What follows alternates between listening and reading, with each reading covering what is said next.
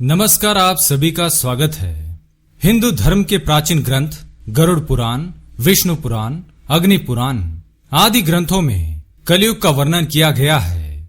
कलयुग में स्त्री और पुरुष का व्यवहार कैसा होगा, इसका विस्तार से वर्णन मिलता है। आज का मनुष्य यदि इन ग्रंथों में किए हुए कलयुग के वर्णन को पढ़ेगा तो वह भयभीत हो जाएगा। कलयुग का जो वर्णन भगवान श्री कृष्ण ने हजारों वर्षों पहले किया है, यदि आज के समय में देखेंगे तो एक एक शब्द सच साबित हो रहा है। जैसा कलयुग के बारे में कहा गया है वह पूरा का पूरा सच है।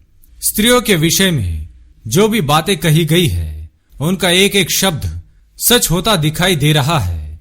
आज हम आपको भगवान श्री कृष्ण द्वारा वर्णित कलयुग के बारे में बताने जा रहे हैं।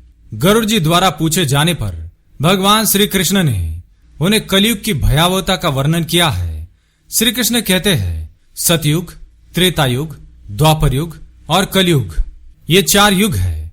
इन चारों युगों में कलयुग सबसे छोटा और सबसे भयंकर है। कलयुग ही सबसे दुखदायक है।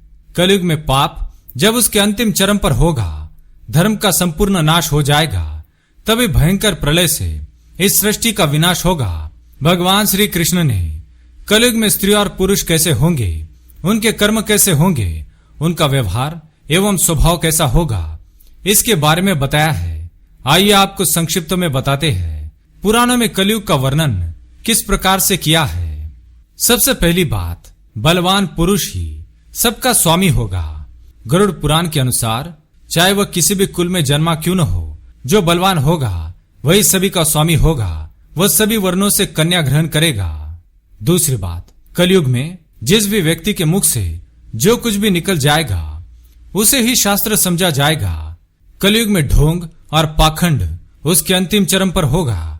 इस समय मनुष्य पिशाच, दानव, मुर्दे, मशान, ढोंगियों की पूजा करेंगे, उन्हें ही देवता मानेंगे। उन ढोंगियों को देवताओं के ऊपर स्थान दिया जाएगा अथवा उन्हें देवताओं का अवतार मानकर उनकी पूजा की जाएगी।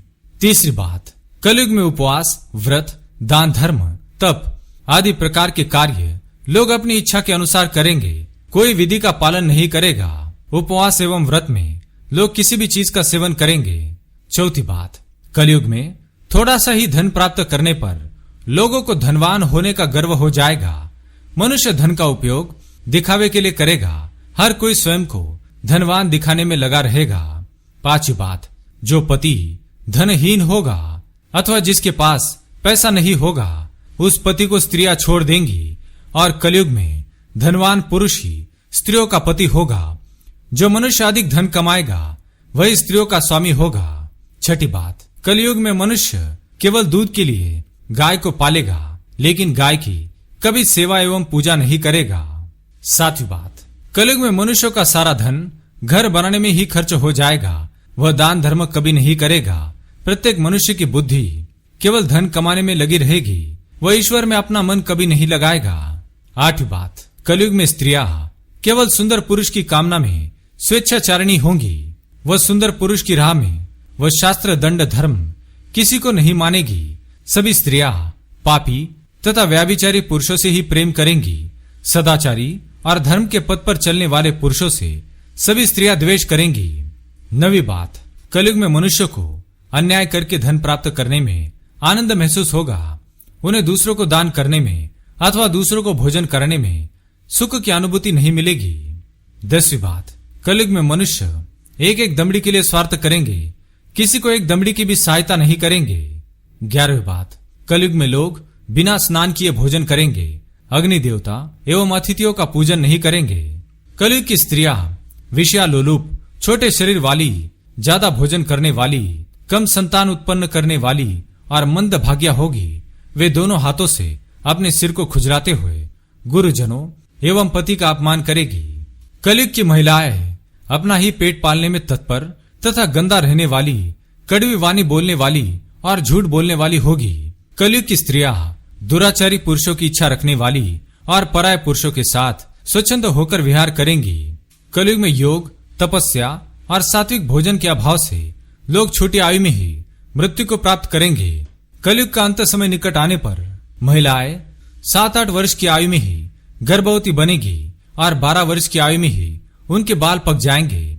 कोई भी मनुष्य 20 वर्ष से अधिक जीवित नहीं बच पाएगा।